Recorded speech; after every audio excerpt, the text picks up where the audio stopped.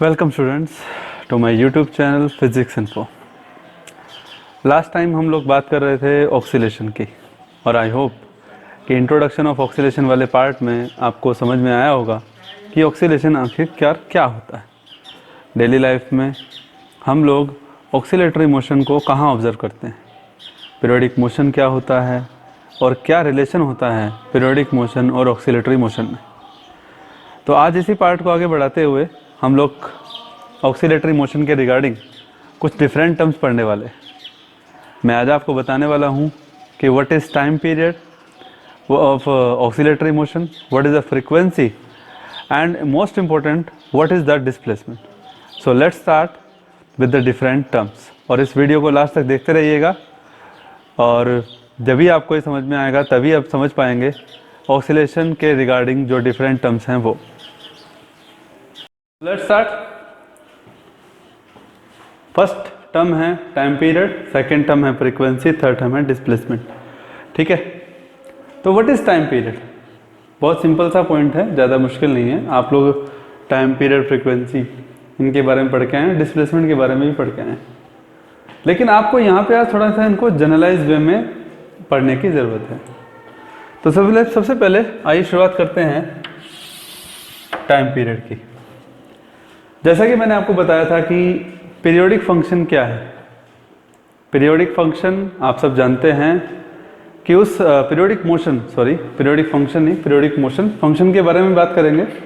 Periodic motion, तो last video में मैंने आपको बताया था कि हर उस मोशन को पीरियोडिक कहते हैं जिसमें ऑब्जेक्ट एक रेगुलर टाइम इंटरवल के बाद अपने आप को रिपीट करता है। आप जैसा कि आप सब जानते हैं, ठीक है, आपको मैंने एग्जांपल भी बताए थे, बहुत एग्जांपल आपके सामने हैं। तो ऐसे में हर एक साइकिल के बाद, यानी कि जिस टाइम इंटरवल के बाद ऑब्जेक्ट अपने आप को रिपीट करने लगता है, उस टाइम इंटरवल को, उस पीरियोडिक मोशन का टाइम पीरियड कहते हैं। What I am saying? Time period की डेफिनेशन क्या है? टाइम पीरियड क्या होगा?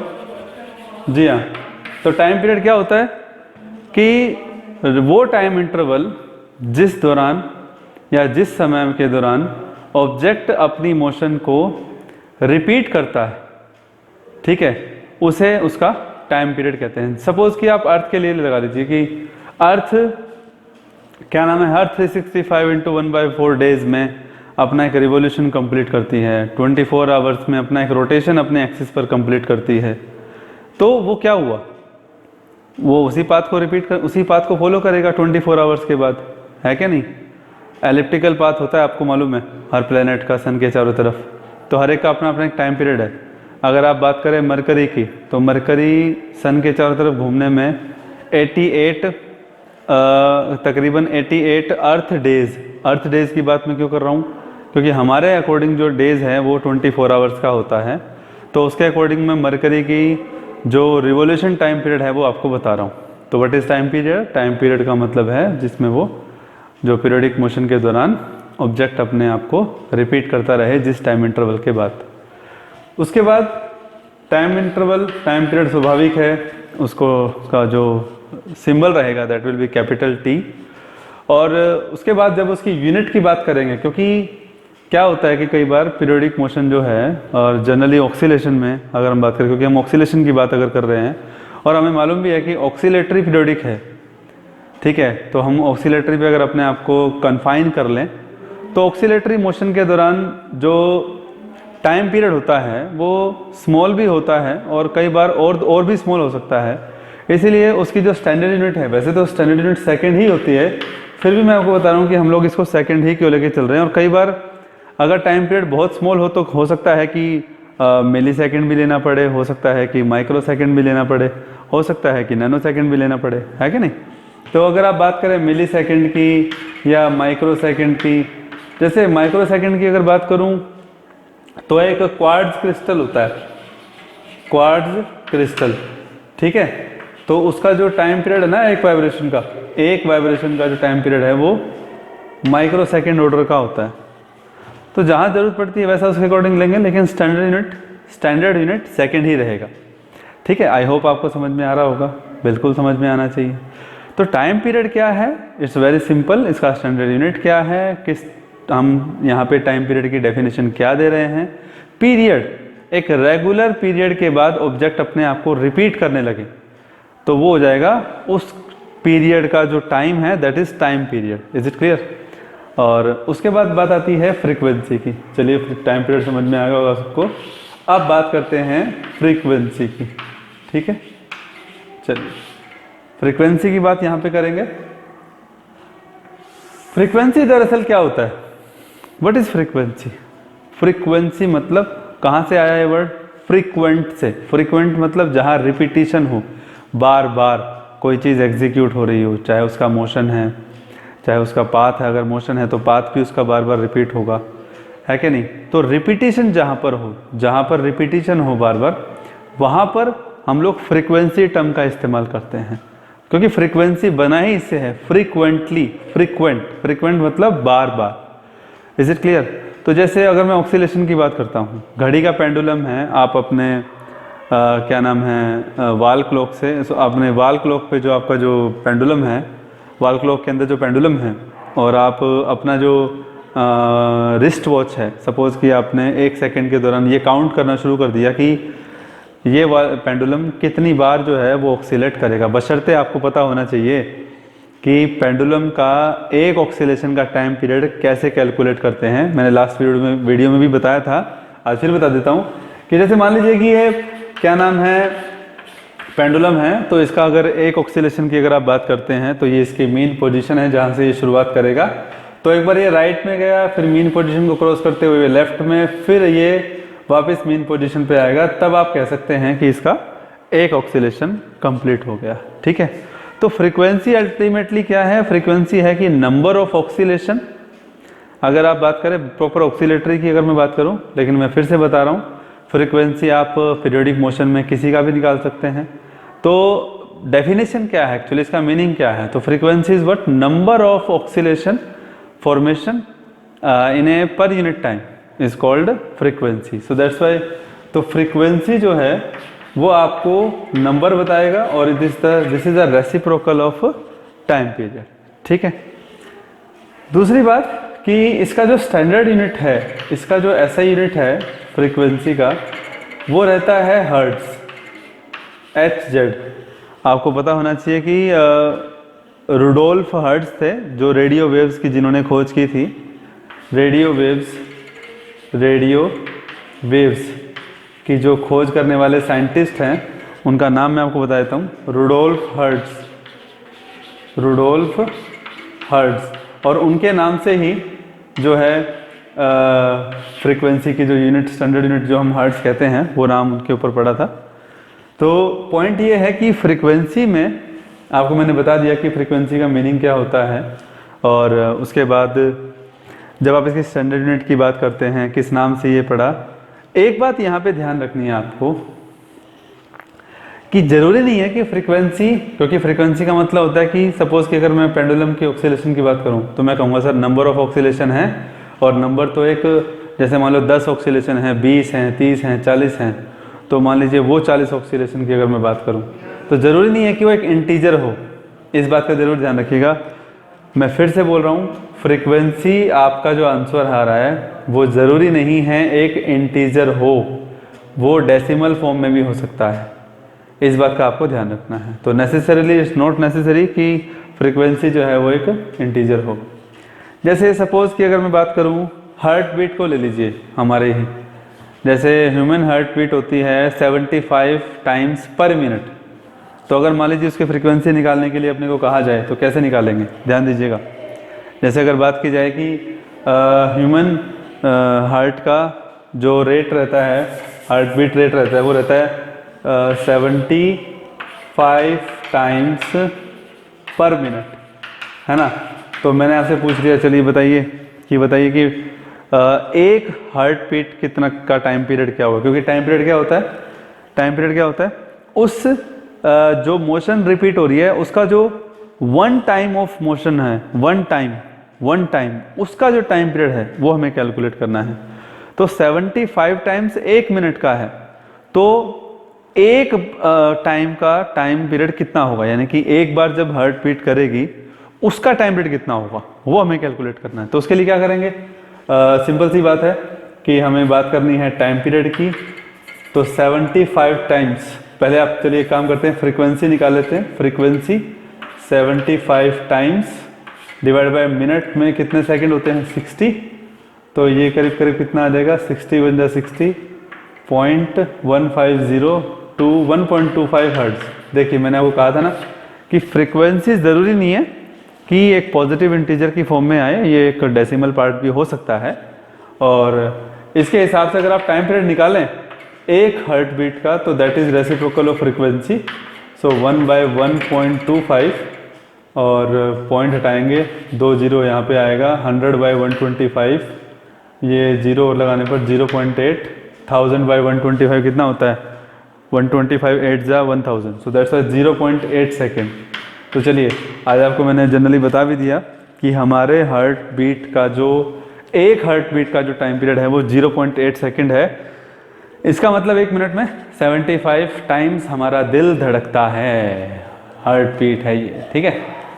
सो आई होप आपको समझ में आया होगा कि what is the time period और what is the frequency. Okay, चलिए डिस्प्लेसमेंट।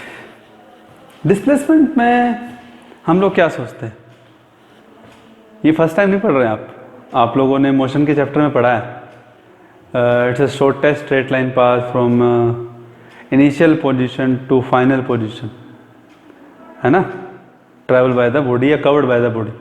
सपोज कि आपने एक फुटबॉल लिया, उसको आपने किक किया और वो एक स्ट्रेट लाइन पाथ में जा रहा है, तो उसकी इनिशियल पोजीशन से फाइनल पोजीशन तक का जो सफ़र है, ऑब्वियसली मैंने एक वन टाइम किक किया, उसे कोई दूसरा प्लेयर से किक नहीं कर रहा, तो वन टाइम जो मैंने किक किया, तो इनिशियल से फाइनल का जो सफ़र है वो स्वाभाविक है, वो डिस्प्लेसमेंट है।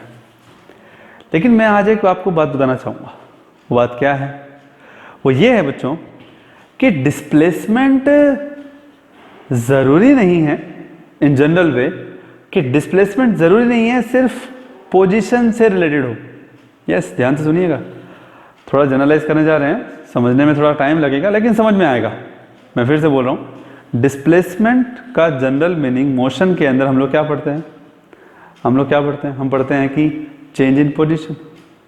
लेकिन आज मैं आपको क्या बताने वाला हूँ, मैं आपको ये बताने वाला हूँ कि डिस्प्लेसमेंट का एक और मीनिंग होता है। डिस्प्लेसमेंट का मतलब होता है change in physical properties of any object with respect to time. यानी कि डिस्प्लेसमेंट को अगर आप मोर जनरलाइज वे में कंसिडर करें तो उसके अंदर जो फिजिकल प्रॉपर्टीज होती हैं किसी ऑब्जेक्ट की, उनका भी अगर टाइम के साथ वेरिएशन है तो उसको भी हम ऑब्वियसली डिस्प्लेसमेंट ही कहेंगे। डिस्प्लेसमेंट मतलब चेंज होना। तो अगर आप सोचिए ना, डिस्प्लेसमेंट का मतलब चेंज इन पोजीशन, अगर आप उसको मोशन में कंसिडर करते हैं, लेकिन अगर आप उसको एक फिजिकल प्रॉपर्टीज़ के साथ अगर देखते हैं तो इसका मतलब हम कह सकते हैं कि डिस्प्लेसमेंट का मतलब फिजिकल प्रॉपर्टीज़ का चेंज होना विद रिस्पेक्ट टू टाइम। ठीक है, मैं आपको कुछ एग्जांपल देता हूँ और आप लोग जानते भी हैं। जैसे आप लगा लीजिए नंबर एक, जैसे मैं आपके सामने बता रहा हूँ, pressure variations,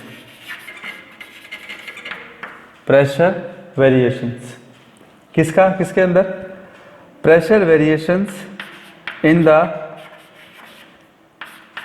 the air molecules.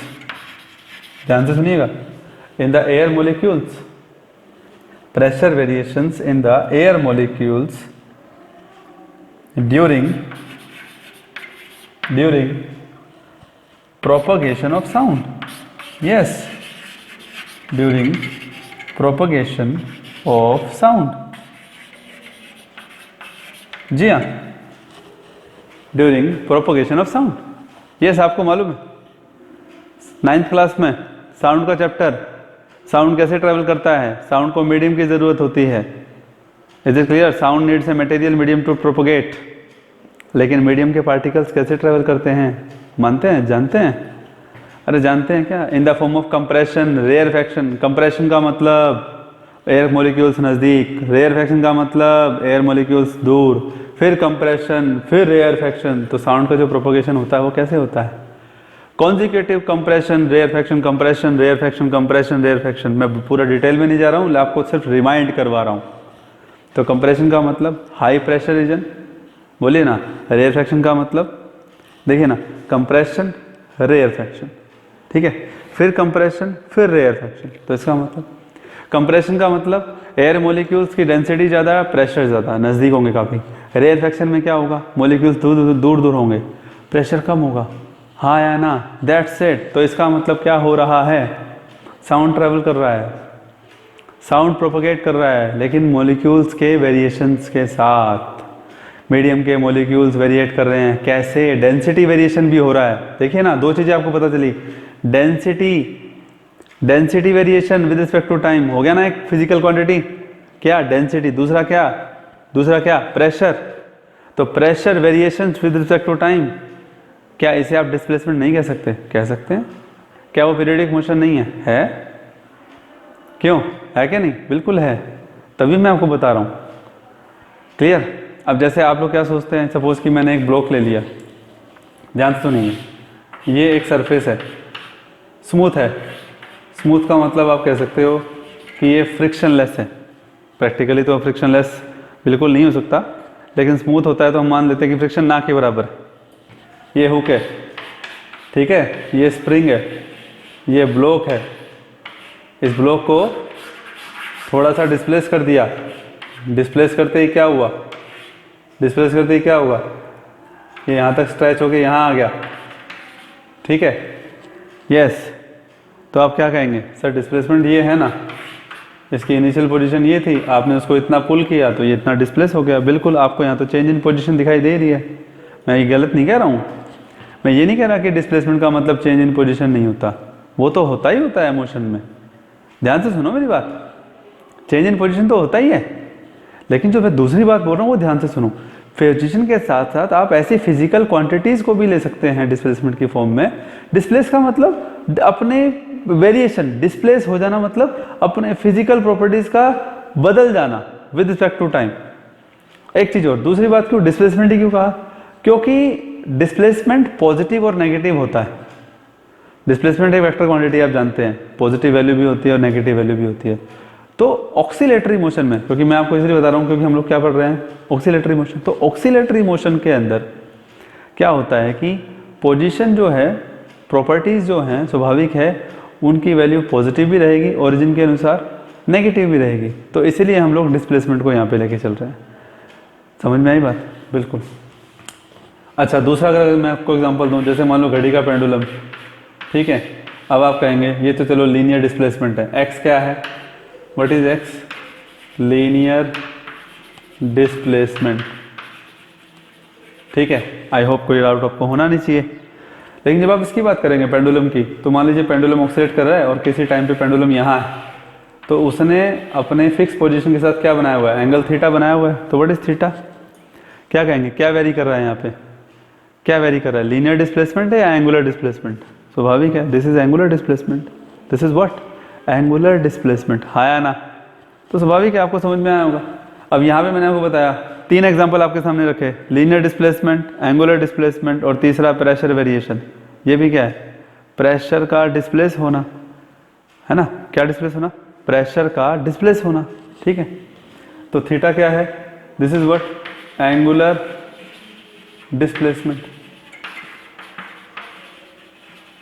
Angular displacement. इसके अलावा और भी एग्जांपल हैं इलेक्ट्रॉनिक्स के, 12th क्लास में आप लोग पढ़ेंगे। हालांकि 10th क्लास में आप लोगों ने एसी सर्किट के बारे में थोड़ा बहुत पढ़ा है, एसी करंट के बारे में पढ़ा है आपने, एसी वोल्टेज के बारे में आपने पढ़ा है, एसी जनरेटर, डीसी जनरेटर का जब आप लोगों ने टॉपिक पढ़ा था ईएमआई के अंदर, तो आपको थोड़ा बहुत इंट्रोडक्शन पार्ट था। आपने ग्राफिकली भी बनाया होगा कि अगर मैं बात करूं नंबर 4th एग्जाम्पल की, ये 2nd एग्जाम्पल मेरे सामने, आपके सामने ये 3rd, ये 4th एग्जाम्पल जो मैं आपके सामने दिख रहा हूँ। तो 4th एग्जाम्पल क्या है? 4th एग्जाम्पल है सपोज कि क्या एसी वोल्टेज का चेंज होना, एसी वोल्टेज में, ध्यान से सुनिएगा, एसी वोल्टेज का चेंज होना किसके अक्रॉस?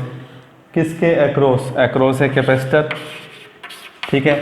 अभी आप लोगों को नहीं मालूम कि कैसे चेंज होता है, मैं ये आपको बता नहीं रहा हूँ डिटेल में, लेकिन सिर्फ आपको एक एग्जांपल दे रहा हूँ। यहाँ देखो ना, वेरिएशन किस में देखने को मिलेगा, एसी वोल्टेज में। तो वोल्टेज क्या है, पोटेंशियल डिफरेंस है, तो है ना एक फिजिकल क्वांटिटी जो टाइम के अनुसार चेंज होगी। कब, जब वो किसके अक्रॉस कनेक्ट होगा, कैपेसिटर के अक्रॉस। तो मेरा कहने का मतलब ये है कि मैं आपको चलो ग्राफ भी बता देता हूँ, एसी वोल्टेज का प्रेजेंटेशन आपको याद भी दिला देता हूँ। कुछ ऐसा कुछ था क्या, ऐसा कुछ था जब आपने पढ़ा था एसी वोल्टेज, वाई एक्सिस पे आपने क्या लिया था, पोजीशन लिया था क्या? जब मोशन की बात आती है ना बच्चों, जब बात आप मैकेनिकल टर्म्स की करते हैं, मैकेनिकल की बात करते हैं, मैकेनिक्स की जब आप बात करते हैं, तो उस केस में आप लोग जो है, आपको याद हो मोशन के चैप्टर में आपने पोजीशन टाइम ग्राफ पढ़ा था, पोजीशन टाइम ग्राफ। तो वहाँ पे आप उसकी पोजीशन शो कर देते कि change in position is called displacement. Suppose कि एक्स नॉट इनिशियल पोजीशन है, एक्स फाइनल है, तो ठीक है ये डिस्प्लेसमेंट हो गया जी, कोई दिक्कत नहीं है विद रिस्पेक्ट टू टाइम, है क्या नहीं? तो ये डिस्प्लेसमेंट है। लेकिन यहाँ पे क्या है, वाई एक्सिस पे क्या लेने वाले हैं, वोल्टेज लेने वाला हूँ, एक्स एक्सिस पे क्या ले रहा हूँ, टाइम ले रहा हूँ। यानी कि अगर हम दोनों ग्राफ को कंपेयर करें, स्वाभाविक है ये मैकेनिकल टर्म को रिप्रेजेंट कर रहा है तो ये इलेक्ट्रॉनिक्स टर्म को रिप्रेजेंट कर रहा है क्या नहीं? लेकिन यहाँ पे एक सोचने की बात ये, पॉजिटिव नेगेटिव। अब आप कहेंगे सर क्या ये ग्राफ जो आपने पोजीशन टाइम का बनाया किसके लिए बनाया? ये मैंने एक ऐसी बॉडी के लिए बनाया जो स्ट्रेट लाइन में जा रही है। लेकिन बात ऑक्सीलेटरी की कर रहा हूँ ना मैं।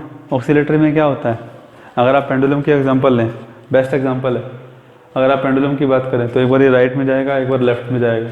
तो आप सोचिए, अगर आपने राइट साइड की डायरेक्शन को पॉजिटिव माना तो जब ये लेफ्ट में जाएगा तो उसकी डायरेक्शन को क्या मानेंगे, ऑब्वियसली नेगेटिव मानेंगे। तो हुआ ना डिस्प्लेसमेंट, अरे हुआ ना डिस्प्लेसमेंट, पॉजिटिव नेगेटिव, तो फायदा है कि नहीं फायदा लेने का? बिल्कुल।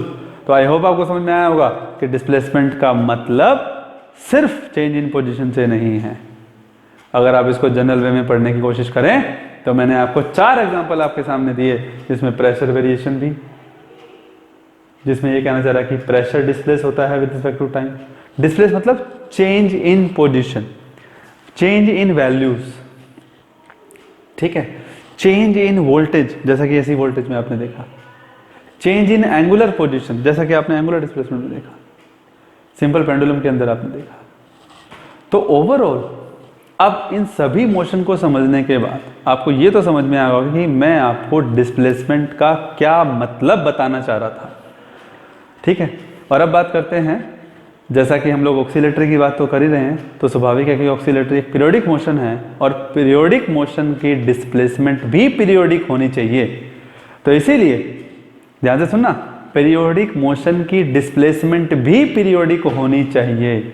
इसीलिए हम उसको एक मैथमेटिकल फंक्शन, पीरियोडिक फंक्शन से इस्तेमाल यूज़ कर सकते हैं। एक मैथमेटिकल फंक्शन का हम यूज़ करेंगे। मैं आपको बताऊंगा एक क्यों, मैं आपको 1 2 3 कई बताने वाला हूँ, समझाने वाला हूँ आपको।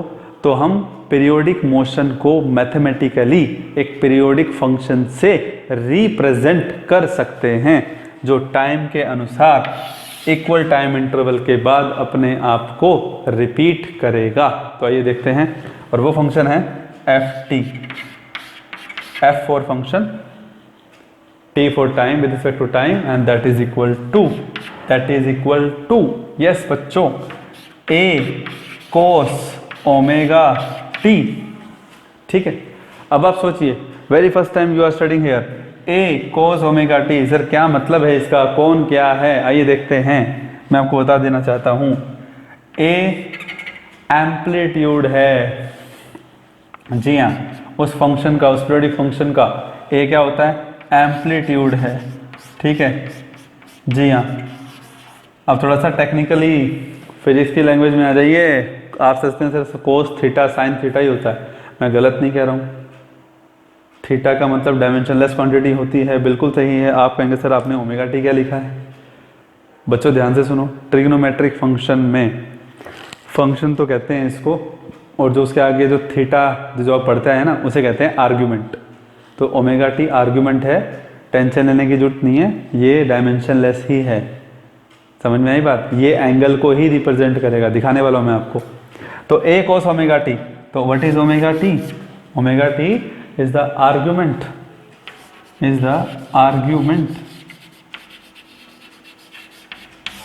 Of this function. अब सवाल ये उठता है कि सर, अगर आपके दिमाग में ये उठे, सर ये पीरियोडिक कैसे है? है ना। सर ये पीरियोडिक कैसे है, कैसे है ये पीरियोडिक? चलिए कोई बात नहीं, पीरियोडिक है तो बताते हैं आपको कैसे पीरियोडिक है। तो a cos ओमेगा टी, मैं आपको कुछ याद दे रहा हूँ कोस फंक्शन के बारे में, अगर आपको याद हो। चलिए थोड़ा सा मैं बता देता हूँ आपको, आपके दिमाग में आ जाएगा। आप लोगों ने पढ़ा हो 4 quadrant, first second third fourth, first second third fourth, है क्या नहीं। पीरियोडिक का मतलब क्या होता है कि जिस टाइम पीरियड के बाद वो अपने आप को रिपीट करने लगे, है क्या नहीं, सेम पोजीशन से, सेम नेचर के साथ। लेकिन ओमेगा टी क्या है? एंगल, है ना। तो एंगल लें या टाइम लें? क्या लें? कोस की अगर बात करेंगे तो एंगल लेंगे या टाइम लेंगे? तो स्वाभाविक है, मैं आपको बता दूं, कंप्लीट एक साइकिल यानी कि 2 पाई एंगल के बाद कोस में वही चेंज रहेगा, कोस में कोई चेंज नहीं आएगा, वो वही का वही रहेगा। मेरा कहने का मतलब सुनिएगा ध्यान से। अगर मैं यहां पे cos omega T equal to cos omega T plus 2 pi करता हूं तो क्या ये गलत है? बिल्कुल नहीं, ध्यान से देखिएगा, समझिएगा, बिल्कुल थोड़ी देर का काम हो रहा है क्या हमारा। कोस ओमेगा टी में क्या कर दिया, ओमेगा टी प्लस 2 पाई, तो क्या कोई चेंज आएगा? बिल्कुल नहीं आएगा। ओमेगा टी का मतलब एंगल, प्लस में 2 पाई कर दिया, और प्लस 2 पाई का मतलब पूरा एक रोटेशन। रोटेशन के बाद आप रोटेशन में 2 पाई में कुछ ना कुछ प्लस हो रहा है, तो इसका मतलब आप वापस फर्स्ट में आ गए, है कि नहीं। स्वाभाविक है, 360 plus theta is cos theta, cos 360 degree plus theta equal to cos theta, no change is there.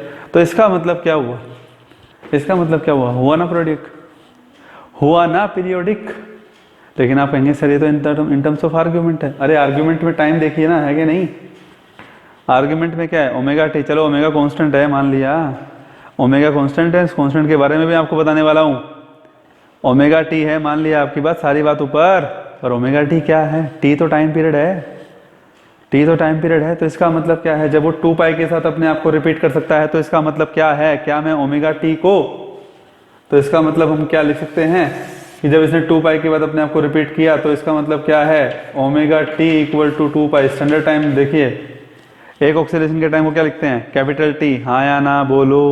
तो एक रोटेशन के बाद 2 पाई का मतलब एक रोटेशन के बाद का टाइम पीरियड मैंने कितना ले लिया, कैपिटल टी।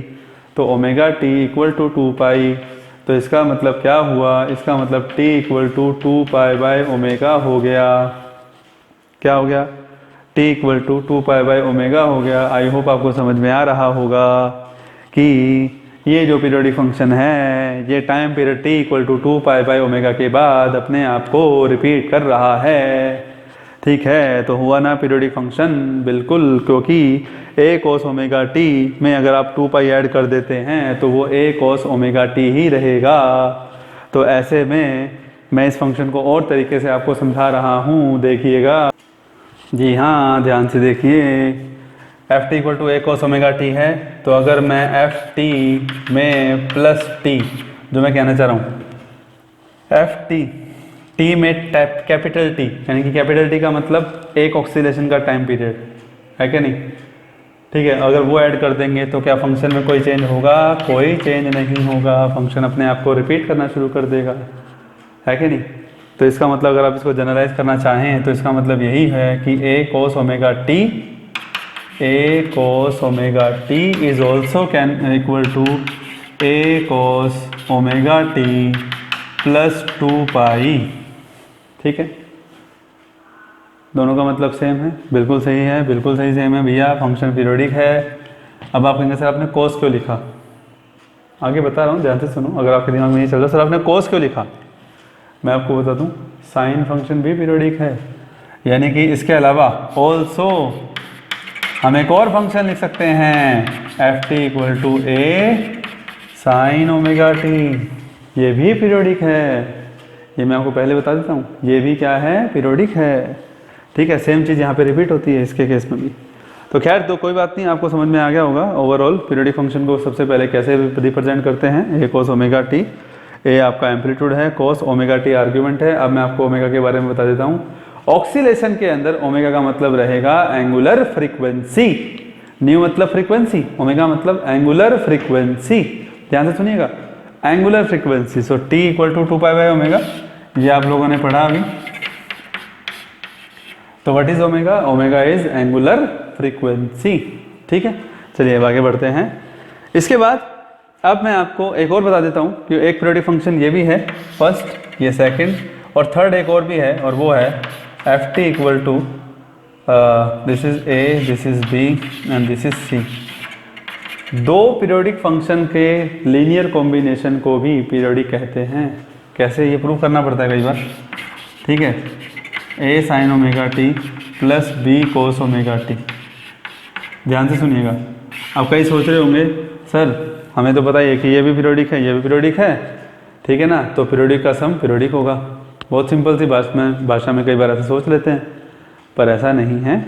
एक्चुअल में जब दो फंक्शन आपको अलग अलग दोनों का सम नज़र आए तो आपको ये देखना है कि क्या आप उन दोनों कॉम्बिनेशन को एक सिंगल टर्म में कन्वर्ट कर सकते हैं, आइदर साइन में और कोस में। और अगर ऐसा आप कर सकते हैं तो इसका मतलब क्या है कि वो फंक्शन भी पीरियोडिक है।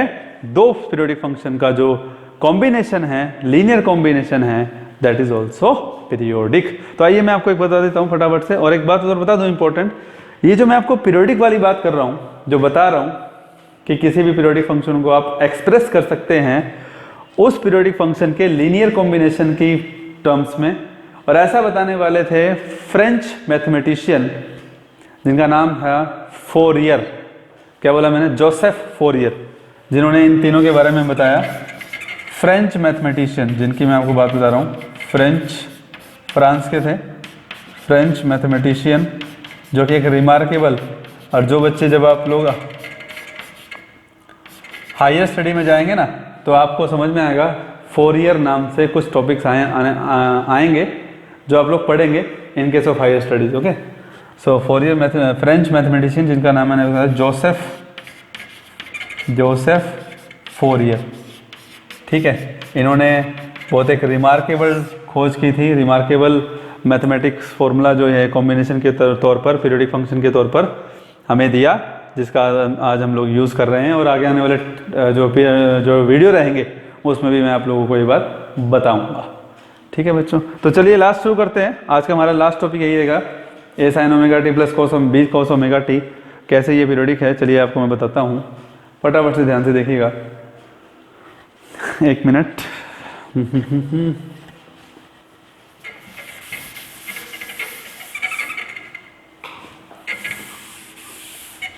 जी हाँ, देखिए a cos sine omega T plus B cos omega t. सब आप कहेंगे सर आपने तो कोफिशिएंट बदल दिया। ये जो कोफिशिएंट है ये जनरली एम्पलीट्यूड होता है, ये मैं आपको बताऊंगा आगे किस तरह से, क्यों इसको मैं एम्पलीट्यूड का नाम दे रहा हूँ। लेकिन फिलहाल हम इसको मैथमेटिक्स की फॉर्म में कहेंगे कोफिशिएंट। ठीक है, ऑक्सीलेशन की भाषा में हम पढ़ेंगे कि मैग्नीट्यूड ये एम्पलीट्यूड है, लेकिन फिलहाल हम लोग इसे कहेंगे कोफिशिएंट। तो आइए देखते हैं। सबसे पहले कोफिशिएंट ए को मैं पुट कर देता हूँ सी कोस फाई, और कोफिशिएंट बी को मैं पुट कर देता हूँ डी साइन फाई। जी हाँ, ध्यान से सुनिएगा, कांस्टेंट को कांस्टेंट से रिप्लेस करना होता है। ये एक मैथमेटिकल रिक्वायरमेंट, आपको समझ में आ जाएगा कि मैं ऐसा क्यों कर रहा हूँ। तो इन दोनों का यूज़ मैं यहाँ पे करूँगा, सी की बात मैं कर रहा हूँ, है ना, सी की बात हम लोग कर रहे हैं। सो देयरफॉर देखिए फंक्शन में क्या बदलाव आपको देखने को मिलेगा। That will be a sine omega T, a की जगह क्या लिखा, c cos phi sine omega T, plus b की जगह आपने क्या लिखा, d sine phi cos omega t. Right, चलिए यहाँ तक समझ में आ गया आपको। और आना भी चाहिए, बिल्कुल कोई हार्ड एंड फास्ट रूल नहीं है, कुछ डिफिकल्ट पार्ट नहीं है। ठीक है, ओके। तो सी और डी कोफिशिएंट हैं, अभी भी कांस्टेंट हैं। Sine omega T cos phi, cos omega T sine phi, identity बन गई sine A plus B equal to sine A cos B plus cos A sine B. तो मैं आपको सजेस्ट करूंगा आप ए ले लीजिए, ओमेगा टी को, फाई को भी ले लीजिए बी, तो एफ टी इक्वल टू आ जाएगा क्या, अरे वाह, ये तो क्या हो गया, सी और डी। अरे काम करना पड़ेगा भैया, सॉरी, ए को सी कोस फाई रखा है तो बी को भी सी साइन फाई रखो, अलग अलग कोफिशिएंट नहीं रखेंगे, एक दो अलग अलग कांस्टेंट रखेंगे। सॉरी मैंने यहाँ पे डी लिखा, अदरवाइज ऐसे में तो तीन और वेरिएबल हो गए, है ना। मैं ए और बी दो कांस्टेंट हैं उनको रिप्लेस कर रहा हूँ दो अनदर कांस्टेंट से, जिनका नाम है सी और फाई, सी फाई। सॉरी यहाँ पे मैंने डी लिखा, फ्लो में हो गया। खैर, तो दो कांस्टेंट को दो कांस्टेंट से रिप्लेस कर सकते हैं, वही हम लोग यहाँ पे कर रहे हैं। तो इसलिए मैंने क्या किया, एफ टी इक्वल टू सी, सी क्या है, सी कोस फाई, सी दोनों में कॉमन आ गया, और फिर साइन ए कोस बी प्लस कोस ए साइन बी यहाँ पे बन गया साइन ए plus b omega T plus five. ठीक है, साइन ए plus b sine omega T plus five हो गया ना। अब बताइए ना, अब बताइए कितने फंक्शन थे शुरू में? 2 थे ना, लेकिन अब कितने हैं? 1 बन गया ना। अरे बन गया क्या नहीं बन गया? बन गया ना। फाइव बेशक कांस्टेंट है, सी कांस्टेंट है, टेंशन ना लीजिए। सी और फाइव को हम ए और बी की टर्म्स में निकाल सकते हैं। आइए देखिए यहीं पे, तभी मैंने थोड़ी जगह यहाँ पे छोड़ी थी। अगर हमें सी निकालना है तो अब इनको क्या करो? Square and add, square and add. Repeat कर रहा हूँ, इसका स्क्वायर कीजिए, इसका स्क्वायर कीजिए, दोनों को ऐड कर दीजिए तो क्या बनेगा? C square equal to a square plus b square. अरे वाह, अरे sine square plus cos square 1 हो गया ना। दोनों को ऐड कर रहे हैं भैया, तो सी कितना आएगा? अंडर रूट ए प्लस बी, तो सी आ गया ना। ए स्क्वायर प्लस बी स्क्वायर, तो सी आ गया ना ए और बी की टर्म्स में। कोई कंफ्यूजन? आई होप नहीं होनी चाहिए। दूसरा, आपको चाहिए फाई, तो क्या करना है? दोनों को डिवाइड कर दो, sine by cos tangent phi. C से सी उड़ गया, सी ने सी को खलास खत्म कर दिया, b by a tangent phi equal to b by a, तो फाई आ गया ना बी और ए के टर्म्स में। तो कांस्टेंट को कांस्टेंट से रिप्लेस कर सकते हैं। मैथमेटिक्स के स्टूडेंट्स आप हैं, आप लोगों को मालूम है ना, सब्स्टिट्यूशन मेथड हम लोग यूज़ कर सकते हैं, कोई नया नहीं है। तो आई होप आपको समझ में आ गया होगा कि किस तरह से हम किसी डिस्प्लेसमेंट का मतलब क्या है, टाइम पीरियड फ्रीक्वेंसी का मतलब क्या है, और मोस्ट इंपॉर्टेंट कि डिस्प्लेसमेंट जो है ऑक्सीलेशन के अंदर उसको हम कैसे पीरियोडिक फंक्शन से रिप्रेजेंट कर सकते हैं। और स्वाभाविक है आपको ये समझ में आया होगा। और नेक्स्ट वीडियो में हम लोग अब और टॉपिक पढ़ेंगे ऑक्सीलेशन स्टेप्स के रिगार्डिंग, प्रॉपर ऑक्सीलेशन को शुरू करेंगे। सो तब तक के लिए thank you, goodbye, take care.